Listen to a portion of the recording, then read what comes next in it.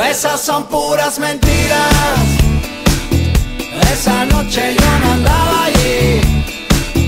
Debes estar confundida. O había un tipo igualito a mí. Muy buenas noches, gracias por acompañarnos a Noches en Sume, desde el Sume Mexicali, Cervezas del Mundo, la primer casa de la cultura cervecera en México, donde siempre pasan cosas buenas alrededor de una cerveza. Mi nombre es Perla Martínez y como siempre los invito a la Junta de Mejoras de la Ciudad de todos los martes. Y pues bueno, el día de hoy tenemos un invitado muy especial, un muy buen amigo. ¿Cómo estás? Preséntate. Dejamos que Raúl, la gente se presente solita. Raúl Ramírez Baena. Nuestro buen amigo Baena y compañero de algún medio de comunicación Hemos donde nos estado encontramos, sí. ¿no? En algún momento. ¿Cómo ves la Junta de Mejoras de todos los martes? ¿La Junta de Mejoras? ¿No sabías aquí, que aquí oye, es la está Junta de perfecto, Mejoras? está fabuloso. ¿Sí? Porque creo que aquí se mejoran todas las relaciones, se hacen los mejores negocios, ¿no? Claro, por eso siempre pasan cosas buenas alrededor de una cerveza. Claro que que es sí. nuestra una frase. cerveza. De una, exactamente. Ya además, pues Ya es otra cosa. no queda bajo nuestra responsabilidad. Para la gente que no te conoce, Baena, cuéntanos quién eres, qué haces, a qué te dedicas. Bueno, mira, en este momento yo soy consejero ciudadano del Consejo Local del IFE en Baja California. Ahora que el IFE pues está en el ojo del huracán por esta cuestión de las elecciones federales. Es un cargo del cual somos nombrados por el Consejo General del IFE, que está en la Ciudad de México. ¿Quién lo es integra? la máxima instancia. La integran 9 consejeros ciudadanos y el consejero presidente, ¿no? El IFE lo nombra el Congreso de la Unión. Ellos, la Cámara de Diputados Federal, nombran a los 9 consejeros ciudadanos del IFE. Ellos a su vez nombran a los consejeros locales en cada entidad de la República, como es el caso del servidor y de 5 compañeros más. ¿Y qué tiene que hacer uno para ser consejero, por ejemplo? Bueno, cada 6 años se renueva el Consejo General y los consejos locales y los consejos distritales. En cada uno de los 300 distritos del país igual hay un consejo ciudadano formado por 6 ciudadanos. Los de los distritos los nombran los consejeros locales de cada entidad de la República.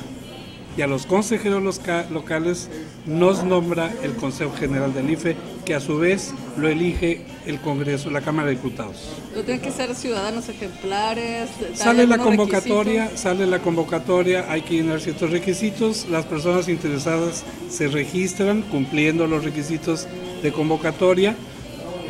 Desde luego hay muchos candados para evitar que uno tenga alguna relación con partidos políticos o tenga algún puesto público, ¿sí? O alguna actividad que impida por su naturaleza estar en un órgano electoral, ¿sí? Recordemos que el IFE, Instituto Federal Electoral, es un órgano ciudadanizado, es una institución de Estado. Se nos olvida que es ciudadano, ¿no? Sí, pero además es autónomo, que esa es una parte importante, es decir, arriba del IFE no hay nadie, ningún jefe, ninguna instancia, ninguna autoridad que le ordene que lo gobierne. El IFE se gobierna a sí mismo. ¿Cómo está la imagen del IFE ahorita ante los ciudadanos? Está en el ojo del huracán, pero hay que recordar que las funciones del IFE las establece el Código Federal de Instituciones y Procesos Electorales, el COFIPE, que es la Ley Federal en materia electoral. El COFIPE es aprobado o reformado por el Congreso de la Unión, por los diputados y los senadores. Entonces, las facultades del Consejo General, de los consejos locales y de los consejos distritales las otorga la ley, no son facultades discrecionales. Claro. ¿Sí? Entonces, muchas veces la gente quisiera que el IFE hiciera más, pero no puede porque no se lo permite la ley. ¿Sí? Los funcionarios, hay dos organizaciones. Una, la organización ciudadana, que es la que vigila las elecciones, la que organiza, y otra es el servicio profesional del IFE, es decir, la gente que trabaja de carrera, es gente de carrera son profesionales de carrera que trabajan en distintas áreas operativas y administrativas del IFE. Los consejeros ciudadanos cumplimos una función de observación, de vigilancia, ¿sí? Y es una función muy importante porque es la parte ciudadana, ¿sí? ¿Por qué Ramírez Baena quiso ser el consejero? Pues porque para mí es una experiencia interesante porque entra en el ámbito de los derechos político-electorales. Tú sabes que yo me he dedicado toda mi vida a la defensa y promoción de los derechos humanos. En el año de 1994, ya le llovió un poquito, se formó a nivel nacional una organización ciudadana de observación electoral. Se llama porque todavía existe en algunos estados, Alianza Cívica Nacional. La Alianza Cívica surge en 1994, ¿sí? Con el objeto de impedir fraudes electorales, pero fue un órgano eminentemente ciudadano que se aprovisionó de recursos económicos gracias a aportaciones de fundaciones, de gobiernos extranjeros que tienen programas de democracia y derechos humanos, como la Unión Europea, como los propios Estados Unidos, Canadá, tienen recursos asignados para promover la democracia y los derechos humanos en otros países, o fundaciones como la Fundación MacArthur, la Fundación Ford, muchas fundaciones que se interesan en estos temas. Entonces, así se formó un ejército de observadores ciudadanos en todo el país, que estuvimos muy activos en las elecciones presidenciales de 1994, cuando surgió como presidente Ernesto Zedillo. Bueno, muy complicadas elecciones. Pero no tanto, las más complicadas fueron las de 88. Creo que eso fue lo que marcó la pauta para que en 1994 los ciudadanos se organizaran en todo el país y se hiciera esta gran actividad de observación electoral que permitió empezar a depurar y de hecho fue lo que junto con el IFE, que se creó en 1991 como órgano ciudadano autónomo. Entonces, esas dos instancias, un IFE ciudadanizado con José Goldenberg como consejero presidente y Alianza Cívica, logramos un avance importante en la democracia electoral en México.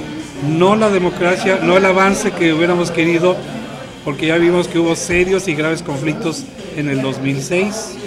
En el 2006 ya no existe Alianza Cívica como órgano de observación nacional general, sino solo en algunos estados de la República, y el IFE también fue severamente cuestionado. Eso dio lugar a que en el año 2007 y 2008 en el 2008 se reformara el COFIPE, la Ley Federal Electoral, y se ajustaran muchos detalles que ahora los estamos experimentando. Posiblemente más adelante, con la nueva legislatura que entra, vaya a haber más reformas. Poco a poco estamos depurando nuestra democracia electoral, que es perfectible, ¿sí? Hoy hay muchas lagunas, hay muchas deficiencias en la ley, hay facultades muy limitadas para los consejeros ciudadanos y para los consejos general, local y distrital del IFE. ¿Qué facultad limitada pedirías que se cambiara, por ejemplo? Bueno, por ejemplo, el IFE no puede controlar a los medios de comunicación, la guerra sucia,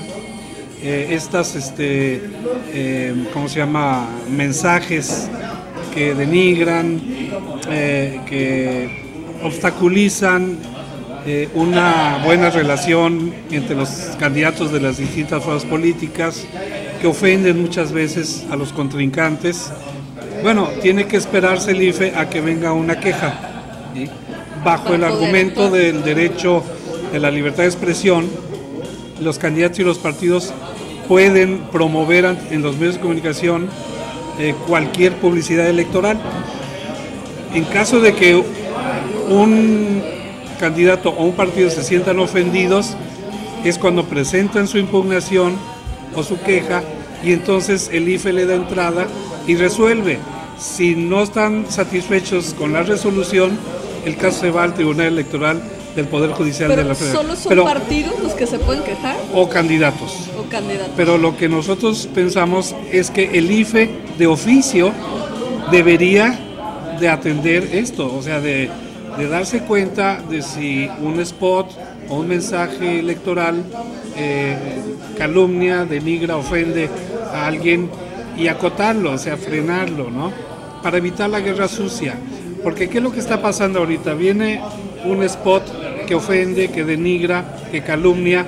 Y viene otro, ¿no? Entonces, de aquí a que se resuelve su cancelación, su suspensión, pasaron ya 15 días, un mes, y el daño ya se hizo. Entonces, si se diera facultades extraordinarias al IFE para poder detener de inicio esas spots que son calumniadores, ¿sí?, que denigran a las personas, entonces daríamos un gran paso, ¿no? Esa es, por ejemplo, una de las cosas que pensamos que puede ser. Así como, por ejemplo, no hay manera de controlar a las encuestadoras, ¿no? Nosotros pensamos que hubo una luz en esta ocasión, en esta elección, de encuestadoras que daban cifras muy disímbolas.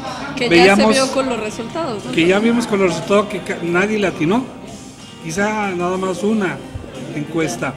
Por ejemplo, un periódico de la Ciudad de México, que omito decir su nombre para no crear problemas, nos da una encuesta donde dice la diferencia entre el primero y el segundo lugar es de 4 puntos. Ah, caray, ¿no? Entonces, esto fue una gran noticia en todo el país. Sin embargo, a la siguiente semana te dice, no, ahora la diferencia es de 12 puntos. O sea, ¿qué pudo haber pasado con la metodología o con algún incidente, ¿verdad?, algún error del candidato para que perdiera 8 puntos en una semana? Es muchísimo. No es creíble esto, ni metodológica ni lógicamente. Es decir, hay una gran discrecionalidad en la salida de las encuestadoras. ¿Y los medios en Baja California cómo los ves? ¿Un poco más tranquilos que...? No, los medios en Baja California, lo que yo observé es que iban al ritmo que les marcaban la dinámica de las encuestadoras nacionales. Ya. Sí, difícilmente aquí veíamos encuestas locales, empresas locales que salieran con encuestas de las proyecciones a nivel, del pulso a nivel local, Baja California. Yo no vi encuestadoras, quizá una o dos por ahí, pero no tuvieron un impacto importante, ¿sí? Más bien los medios locales seguían la dinámica nacional, ¿sí? Y tú sabes que México es un país pluriétnico, pluricultural, con una gran diversidad entre las regiones y no se parecen, evidentemente. Nosotros estamos viendo cómo, por ejemplo, gana la jefatura del Distrito Federal Mancera allá en la Ciudad de México con una diferencia aplastantísima, más de 40 puntos. No la podemos comparar con lo que sucede en Baja California, o en Tamaulipas, o en Tlaxcala, o en Yucatán.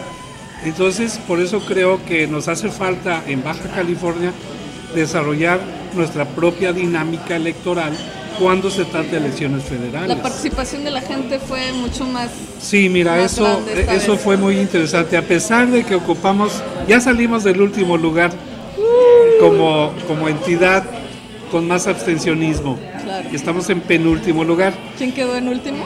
Mira, no sé, pero sí, lo que sí te puedo asegurar es que estamos en penúltimo lugar con aproximadamente el 54% de participación de electores inscritos en el padrón electoral. Todavía en la elección de hace 3 años fue por ahí del 34-35%. Entonces logramos quizá 20 puntos más de participación, lo cual es muy bueno. Sí, a pesar de que estemos en penúltimo lugar, creo que fue un avance en la democracia local. Y aún con el clima del domingo, ¿no? Mira, fíjate que afortunadamente no hubo mucho calor, pero aún con el calor, la experiencia nos ha demostrado que la gente sale a votar. O sea, el calor no es un factor que inhiba el voto, son otros los factores, ¿sí? La gente sale a votar por conciencia cívica, por necesidad, por convicción, y qué bueno, ¿no? Yo creo que esto es muy alentador.